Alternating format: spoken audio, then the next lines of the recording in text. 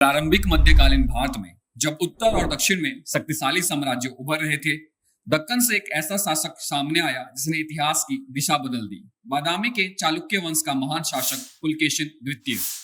पुलकेशिन द्वितीय को एक वीर सेनानायक, कुशल प्रशासक और दूरदर्शी कूटनीतिज्ञ के रूप में जाना जाता है। उन्होंने उत्तर भारत के सम्राट हर्षवर्धन की दक्षिण की ओर बढ़त को रोका और दक्कन में चालुक्य प्रभुत्व स्थापित किया। पुलकेशिन द्वितीय, जिनका प्रारंभिक नाम एरैया था, लगभग 610 ईस्वी में सिंहासन पर विराजमान हुए। उनके पिता कीर्तिवर्मन प्रथम की मृत्यु के बाद चालुक्य राज्य में अस्थिरता फैल गई। अपने अधिकार को स्थापित करने के लिए पुलकेशिन द्वितीय को अपने चाचा मंगलेश के विरुद्ध गृह युद्ध लड़ना पड़ा।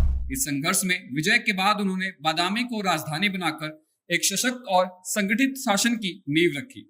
सिंहासन पर बैठते ही पुलकेशिन द्वितीय ने आक्रामक विस्तार नीति अपनाई। उन्होंने कई शक्तिशाली राज्यों को पराजित किया, जिसमें प्रमुख थे बनवासी के कदम्ब, तटीय कर्नाटक के अलूप, तलागाड़ के गंग, पश्चिम भारत के लाट, मालव और गुर्जर। इन विजयों के परिणाम स्वरूप चालुक्य साम्राज्य अरब सागर से मध्य भारत तक फैल गया और दक्कन की सबसे बड़ी शक्ति बनकर उभरा।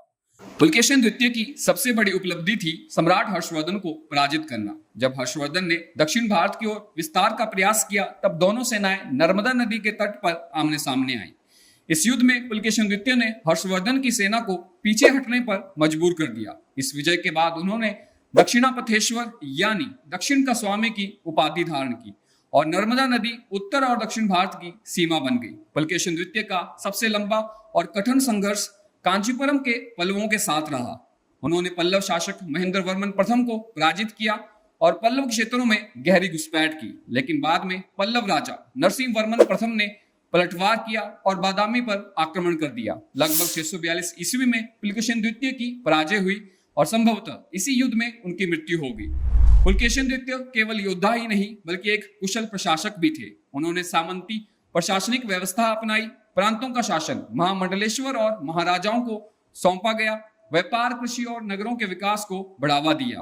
उनके शासनकाल में चीनी यात्री हेनस्वांग उनके दरबार में आए और उनकी सुदृढ़ शासन व्यवस्था और सैन्य शक्ति की प्रशंसा की। इसके अतिरिक्त उनके ईरान से भी कूटनीतिक संबंध थे। पुलकेशिन द्वितीय कला और संस्कृति के संरक्षक भी थे। उनके काल में बादामी केव टेम्पल आर्किटेक्चर का विकास हुआ, जिसमें द्रविड़ और नागर शैली का सुंदर समन्वय दिखाई देता है। यद्यपि उनका अंत संघर्षपूर्ण रहा, फिर भी पुलकेशिन द्वितीय भारतीय इतिहास में उस शासक के रूप में अमर हैं जिन्होंने दक्कन की शक्ति को राष्ट्रीय स्तर पर स्थापित किया।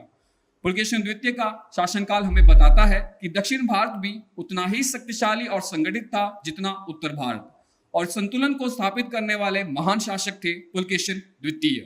धन्यवाद।